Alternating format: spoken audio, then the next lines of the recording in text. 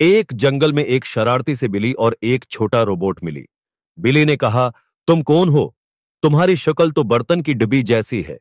Robot ने जवाब दिया, मैं रोबोट हूं और मैं तुम्हारा दोस्त बन सकता हूं। ये एक अनोखी दोस्ती की शुरुआत थी। बिल्ली और रोबोट ने एक साथ घूमना शुरू किया, लेकिन जल्द है उनके रास्ते में एक टूटा हुआ पल आया।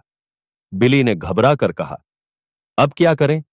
मुझे पानी से डर लगता है। रोबोट ने कहा, फकर मत करो, मेरे पास एक जबरदस्त ख्याल है। रोबोट ने अपनी तकनीक से एक नया रास्ता तलाश करना शुरू किया। रोबोट ने एक छोटी सी मशीन बनाई जो पानी के ऊपर तैर सकती थे। रोबोट ने कहा, अबले, तुम इस पर चढ़ा जाओ, मैं तुम्हें महफूज तरीके से ले जाऊंगा। बिल्ली ने हैरान होकर कहा, वाह, तुम्हारी हैं बहुत समझदार हो। दोनों ने मिलकर पल को अबूर किया। पल अबूर करने के बाद दोनों बहुत खुश हुए और मजीद महमात के लिए तैयार हो गए। बिल्ली ने कहा, तुम्हारी हैं बहुत समझदार हो। दोनों ने मिलकर पल को अबूर किया।